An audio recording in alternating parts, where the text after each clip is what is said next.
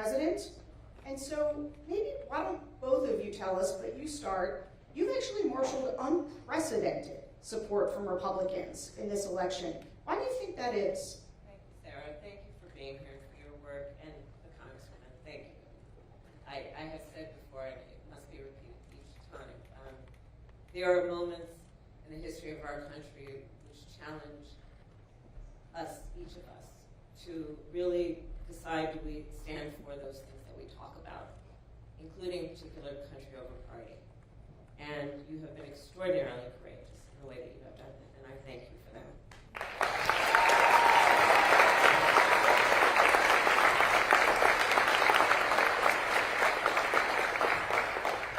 So, I have, in my career now, whether it was as the elected district attorney, elected attorney general, and then elected United States senator, and of course now vice president, I've counted that I have taken the oath of office 6 times.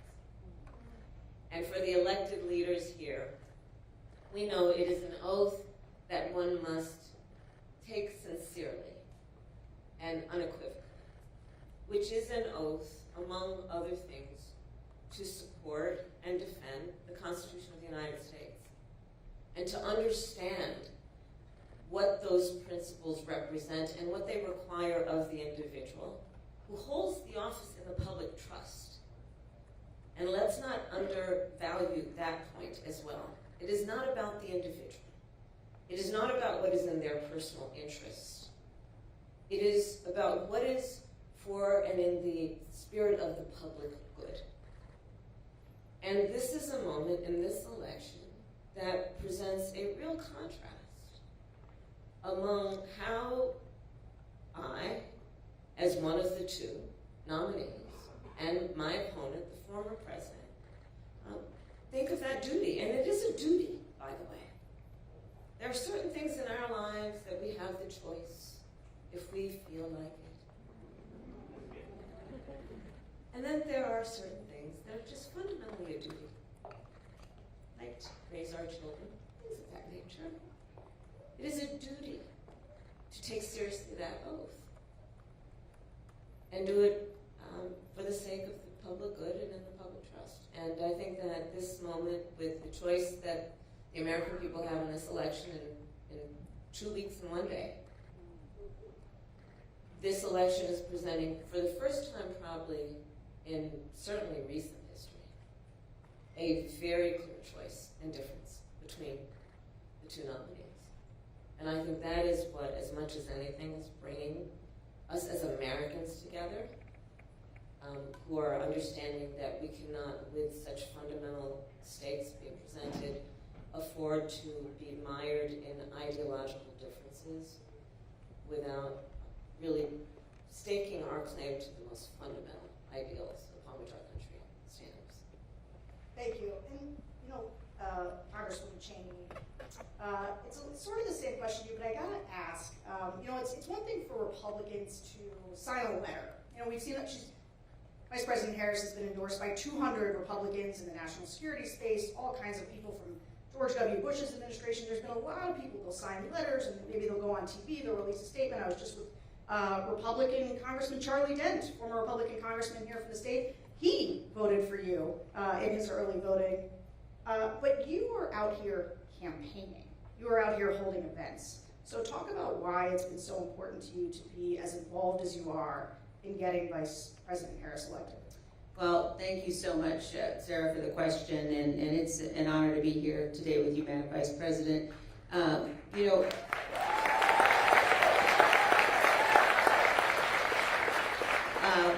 For me, every single thing in my experience and in my background has played a part in my decision to endorse Vice President Harris.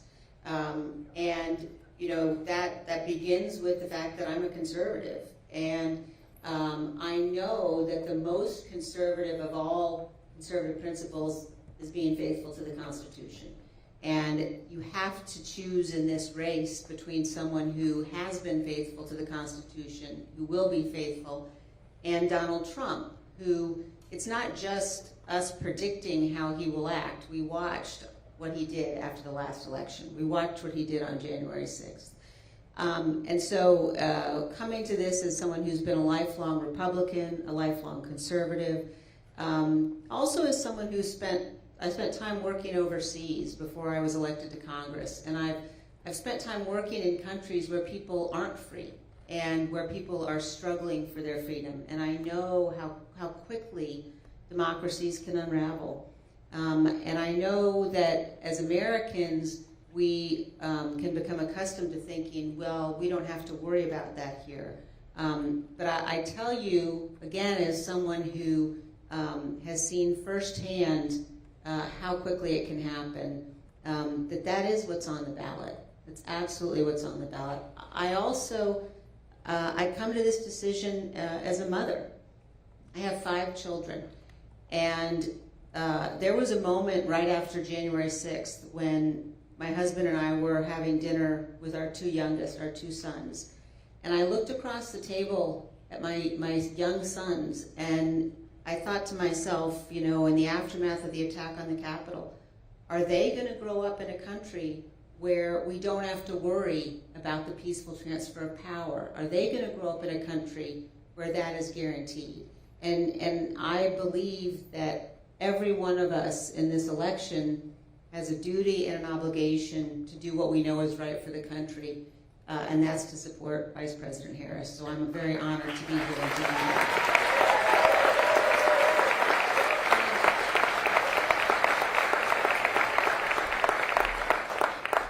If I can just echo the Congresswoman's point. So I've now, as Vice President, met over 150 world leaders, presidents, prime ministers, chancellors, and kings, many of them multiple times, to the point we're on a first-name basis. And the last few times I've seen them in the relative eve of this election, they are very concerned, our allies. Because as you know, when we walk in those rooms around the world representing the United States of America, we have traditionally been able to walk in those rooms, chin up, shoulders back, with the self-appointed and earned authority to talk about the importance of democracies and rule of law. But as all the role models here know, as a role model, people watch what you do to see if it lines up with what you say. People around the world are watching this. And I tell you, sometimes I do fret a bit about whether we as Americans truly understand how important we are to the world. I hope everyone does really understand that we represent something, imperfect though we certainly are, flawed though we may be. We represent, in terms of our ideals, the basis of our Constitution, we represent a gold standard. And when we have someone who has been president, who wants to be president again, who is saying he would be dictator on day one, would weaponize our Department of Justice, one of the principles of our democracy is that we say we have a justice system that is blind, that is not punitive against one's enemies. They are watching. So this is about direct impact on the American people, and it most certainly will impact people around the world. You know, I'm so glad you brought that up, and I as a follow-up, I would just ask Congresswoman Cheney, too, we live in a dangerous time. I mean, I think Americans are watching what's happening overseas, in Ukraine, in Israel. Republicans, we used to be the party that would be on the side of our Democratic allies like Ukraine. Talk to me a little bit, and all of us, about why, from a foreign policy standpoint, you find yourself able to endorse Democrats who didn't used to be that way.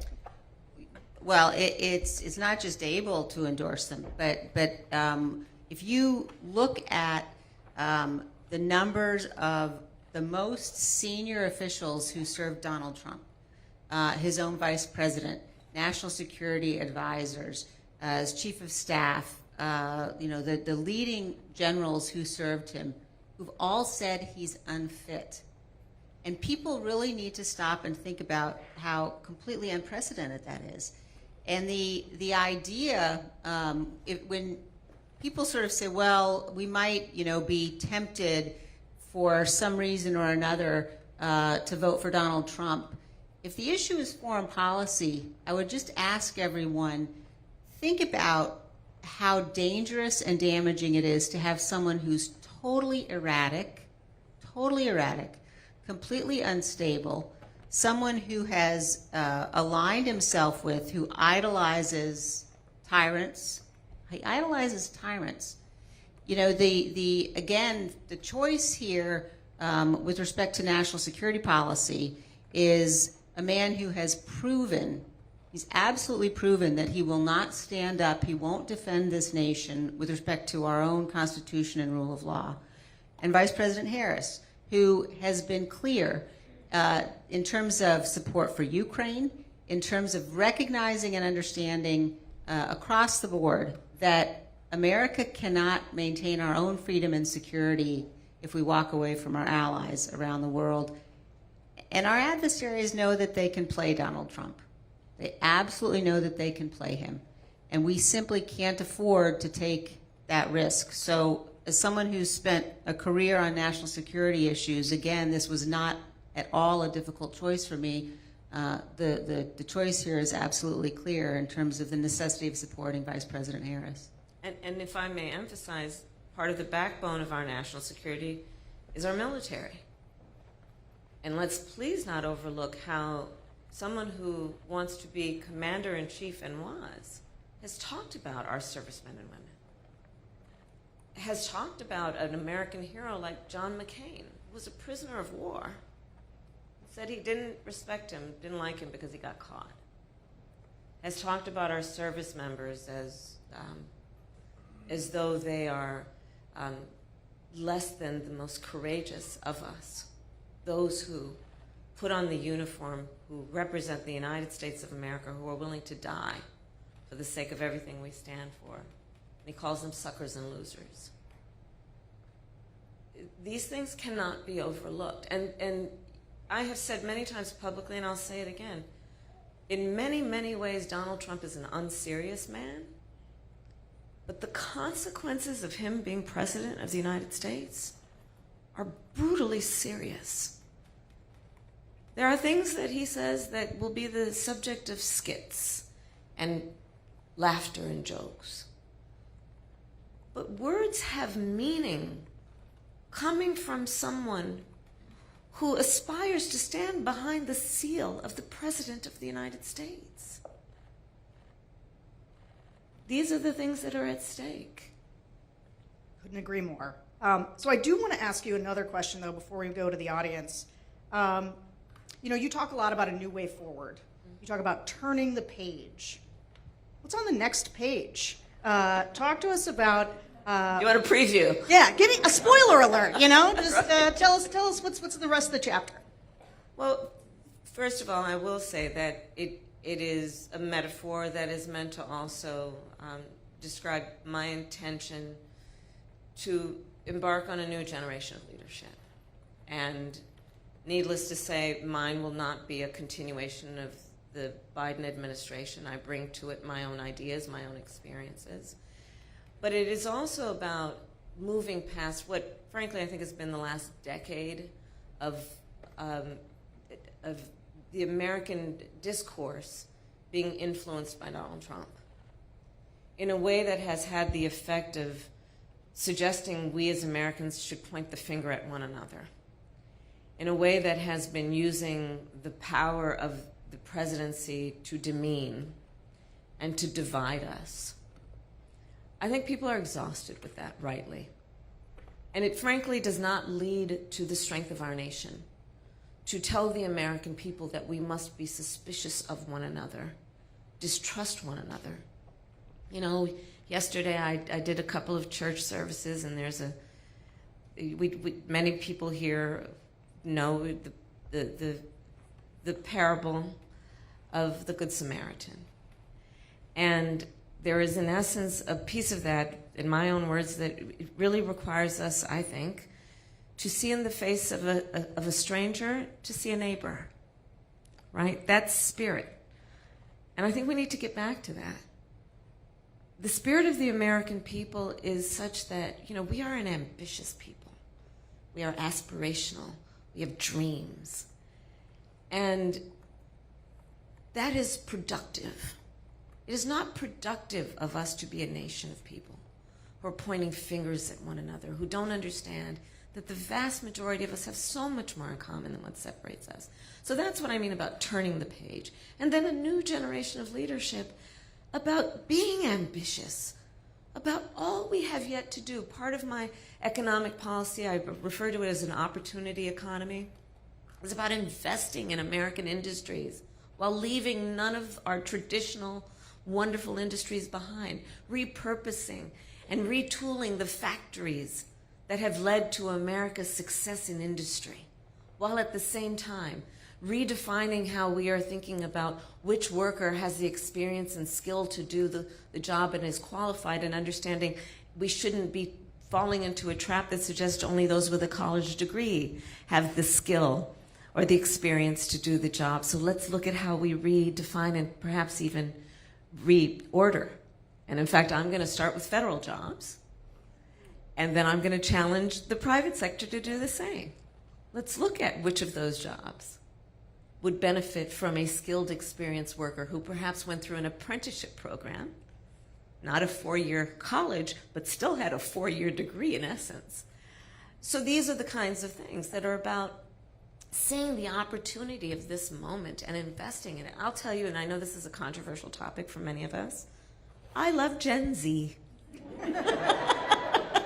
Because we have Gen Zs in our lives. We have kids who are Gen Zs. It can be complicated, I know.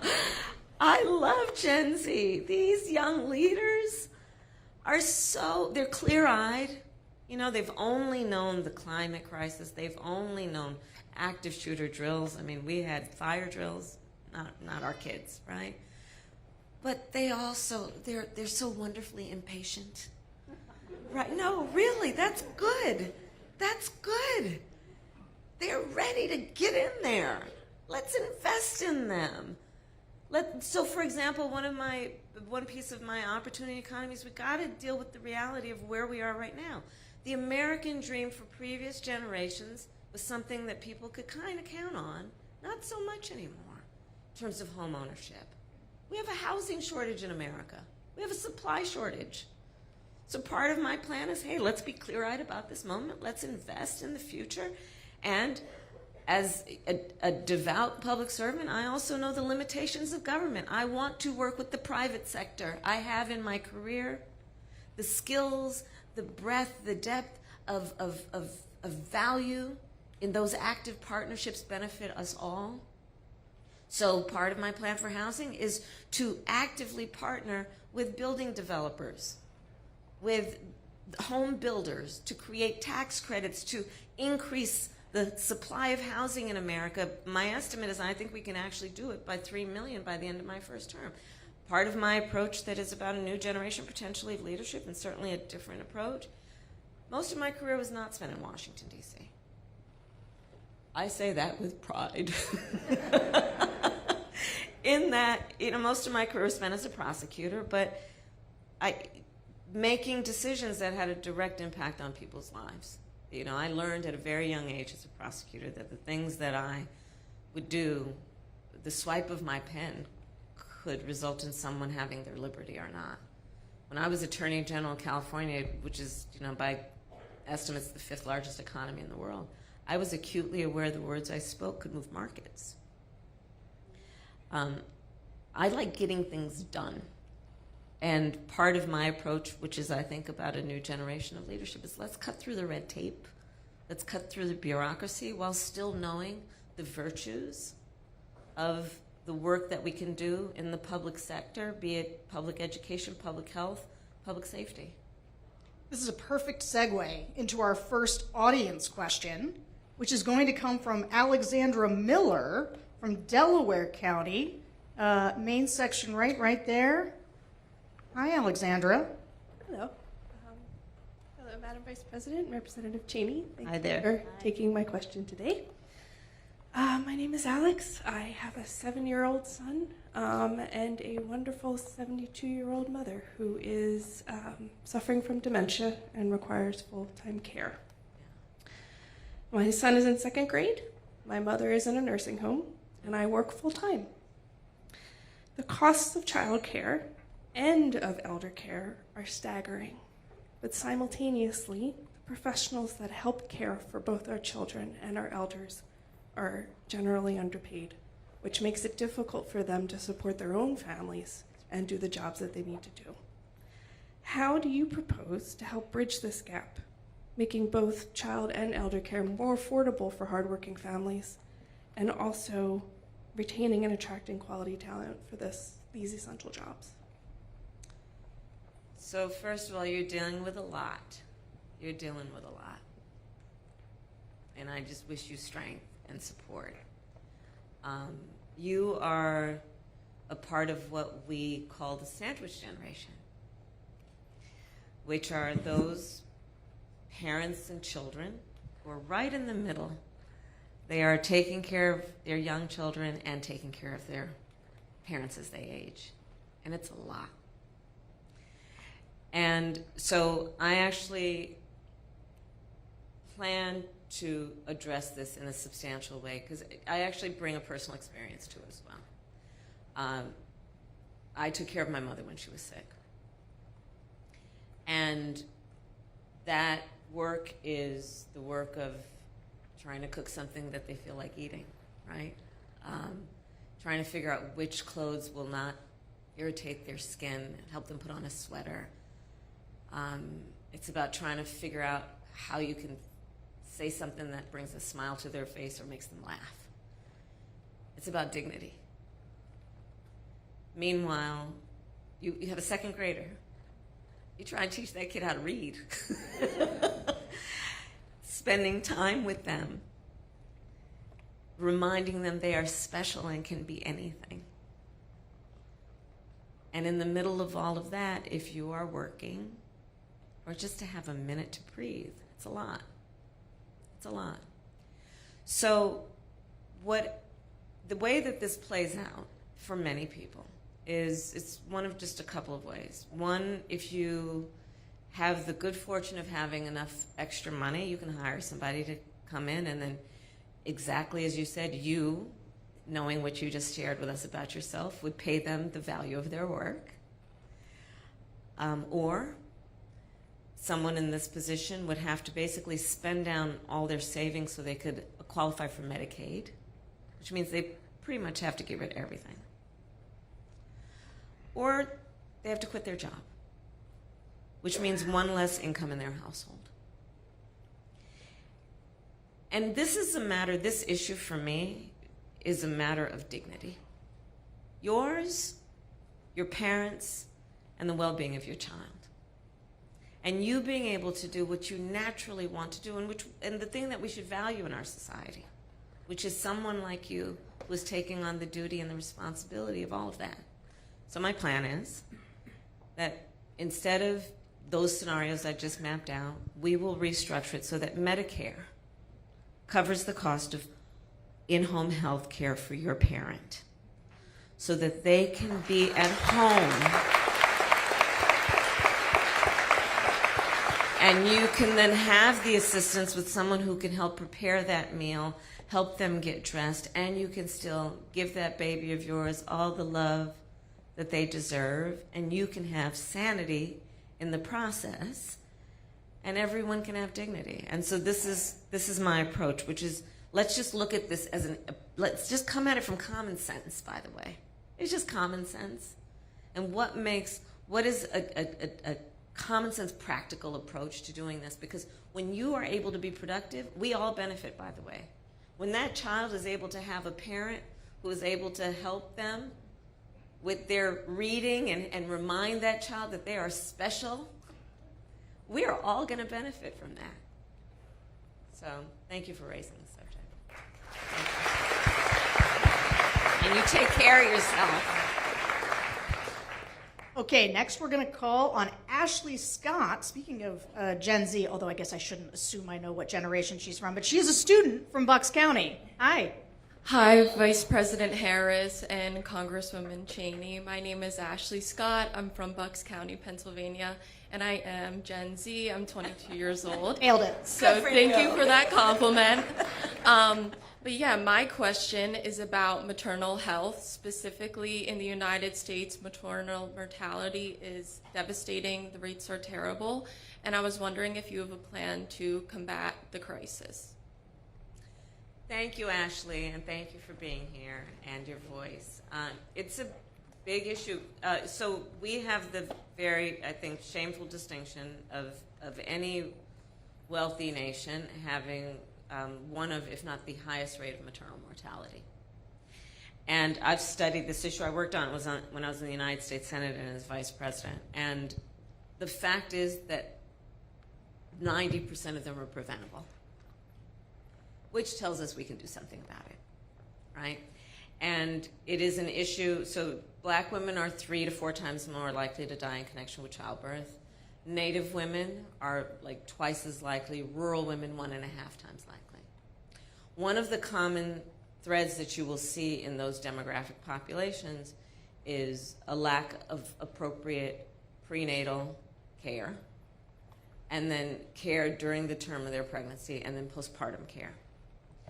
And we know that when that care is available, they're having a healthier and, by the way, happier experience. And the long-term impact to all of us as a society, much less to that family, is immense.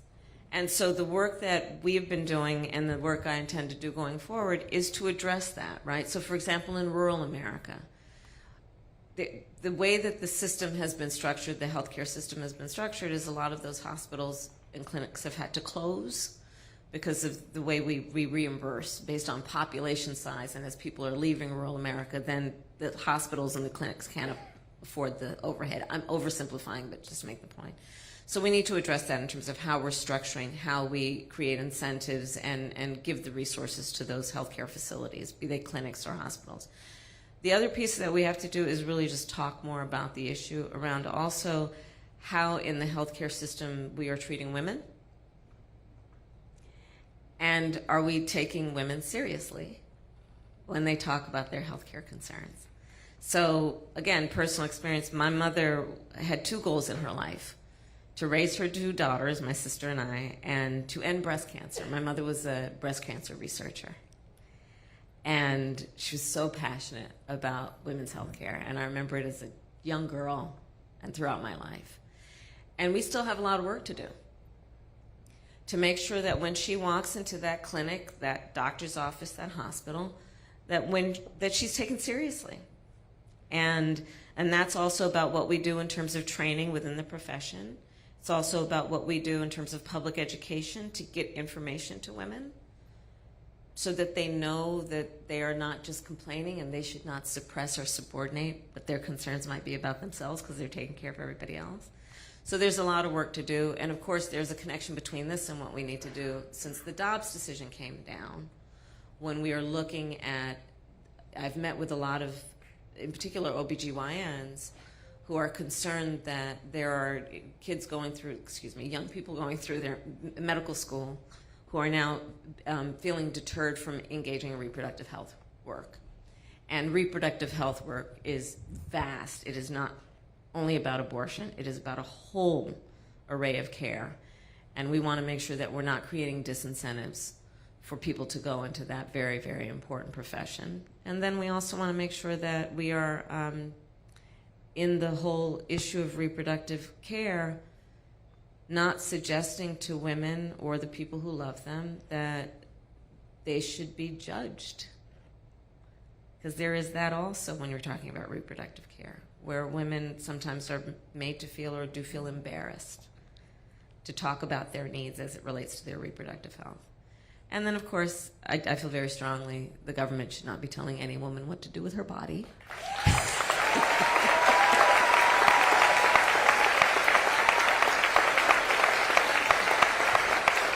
And when Congress passes a law reinstating the reproductive freedoms of women, I will gladly and proudly sign it into law, because I strongly believe one does not have to give up or abandon their own faith or beliefs to agree that not the government telling her what to do. If she chooses, she will consult with her priest, her pastor, her rabbi, her imam, but not the government. We've seen too much harm, real harm, happen to women and the people who love them around our country since that decision came down, including women who have died.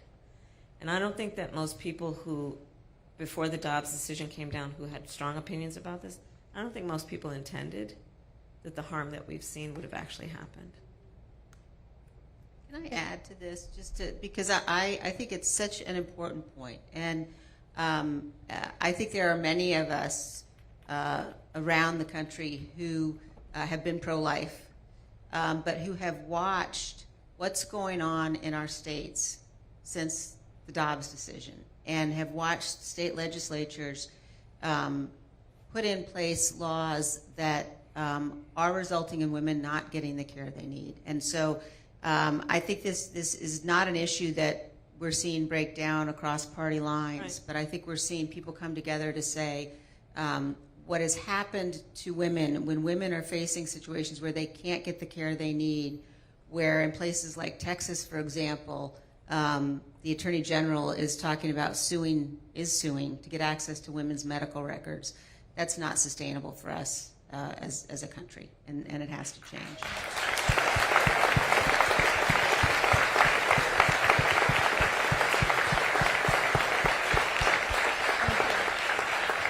So as we come close to time here, I want to ask you both kind of a final question. I watched the conversation in the country and the way that the media covers this election, and it's often about the race. Who's up in a poll, who's down in a poll. And I don't always feel like we're talking about the stakes enough. And Liz Cheney would not be here if she didn't think the stakes were very high. And frankly, the Republicans wouldn't be so angry at you if they didn't think you were an effective surrogate as somebody speaking about the stakes. Some Republicans. Some Republicans. Hashtag not all Republicans. 'Cause I've seen a lot of Republicans. I've seen it, and I know it happens, who thank her constantly. I know it. Yeah. I know it. They're going to vote the right way on November 5th. They might not be public about it, but they'll do what they know is right.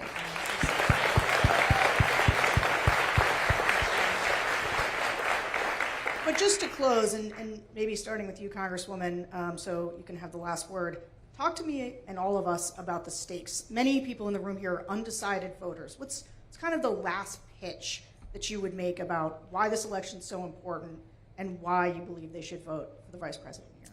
Well, I think that in this election, and especially here in Pennsylvania, we have the opportunity to tell the whole world who we are. And we have the chance to say, we're going to reject cruelty. We're going to reject the kind of vile vitriol that we've seen from Donald Trump. We're going to reject the misogyny that we've seen from Donald Trump and J.D. Vance.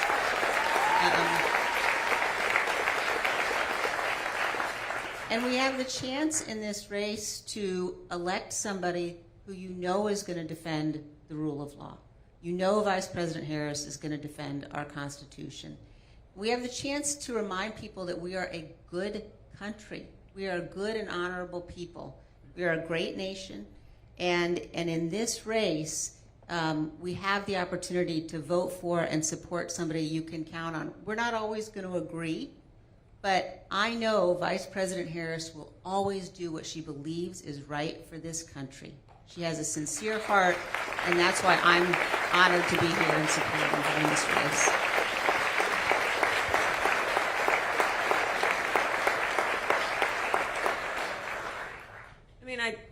Exactly. Listen, so in my career as a prosecutor, you've heard me say this, I never, ever asked a victim or a witness, are you a Republican or a Democrat? Never. It wouldn't even occur to me to ask that. I did every time ask, are you okay?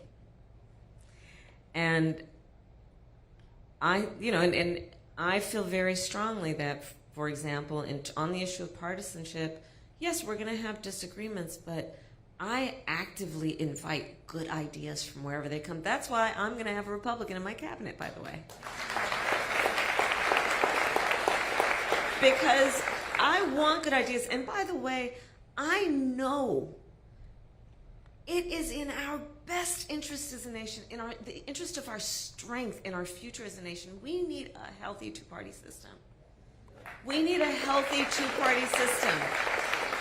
We need to be able to have these good, intense debates about issues that are grounded in fact. Imagine. Let's start there. Wow. Can you believe that's an applause line? But, you know, we have in our grasp in these next 13 days, 15 days, excuse me. I'm just jumping ahead. In these next 15 days, we have in our grasp the ability to determine the course of our country. You know, every election we've said this is the one. This is the one. This truly is the one. I mean, to the Congresswoman's point, the former chairman of the Joint Chiefs of Staff referred to Donald Trump as being fascist to the core. And no one would ever accuse the former chairman of being partisan in any way. The people who know him best, from the former chief of staff, defense secretaries, 2 of them, national security advisor to the former vice president. And so we have in our grasp, because we still have a democracy, as the saying goes, as long as we hold on to it, we still have a democracy. Which means in a democracy, and here's the beauty of it, we each have the power to make a decision about the future of our country through our vote. And my request then of each of you who have spent time out of your busy lives to be here, and I thank you for that, is please just help us get the word out to your neighbors and friends and family members to just remind them of